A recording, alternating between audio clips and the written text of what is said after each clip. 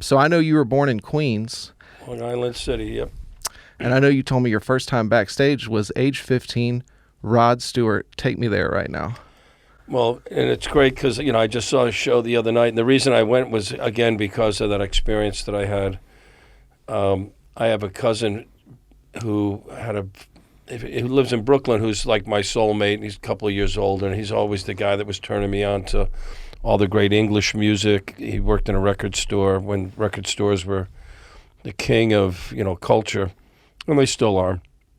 And his friend Patrick Salvo wrote for a magazine called Cream, and he wrote a lot of stuff about Rod Stewart and the Faces, and he got me a ticket, and I got there, and there was a backstage pass, and I didn't know what a backstage pass was. I knew what a backstage was because my godfather ran Radio City Music Hall in New York City, and I used to go there as a kid and hang out and stand next to Rockettes and go there for the Christmas shows. Incredible. So I go to the show, I go backstage, and everybody's getting dressed and ready for the show. It was like a circus. It was amazing, and I'd never seen anything like it.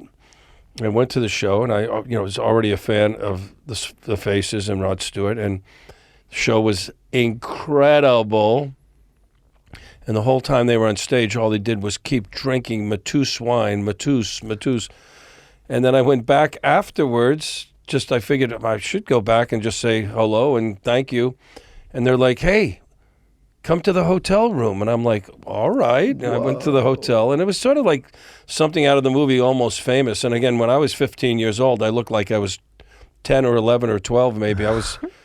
And I went back, and it's the first time I saw somebody throw a television out of a hotel room, and just the merriment and the camaraderie and the knuckleheadism, and yet all driven by music and fashion, and the moment was just stunning. I'm like, this is outrageous. So you saw a TV thrown from a window, the iconic rock star move. Yes, sir. At the William Penn Hotel, a famous old hotel in Pittsburgh. And who threw it? I want to believe it was Ronnie Wood. So you saw the Faces. Wow. Oh, yeah, I was with Far the out. Faces. Okay, yeah. far out. It I was the wasn't sure. Faces, yeah. Oh, that's so cool. It was around when a Not as Good as a Wink to a Blind Horse came out. Yeah, man. And it had all of that vibe and Stay all with of me. those outfits and the haircuts. Yeah. And, it was stunning. I love that record. 72. Yeah. Yeah, far out, man. Okay, so... Actually, it was earlier than that. Was it earlier? Yeah, so it must have, maybe that record, because that record did come out, I think you're right, 72. I might be wrong. So, but it was the Faces, and it was, it was Kenny Jones and Ian McLaughlin, who became a friend of mine when I moved to Austin in 2002. The Bump Band. He was my man. Ronnie Wood, still one of my favorite people and guitar players who I met a couple of years ago, and I've met him a few times. But I met him after the Rolling Stones show here with my friend, the new drummer for the Rolling Stones, Mr.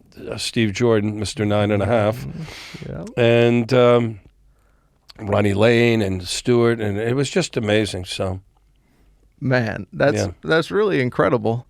So growing up, you literally could do anything you wanted to at Radio City Music Hall. You could just hang. Well, I mean, I was really young, and Radio City Music Hall also fell into disarray for a number of years and almost decay, and I think they almost closed it and raised it.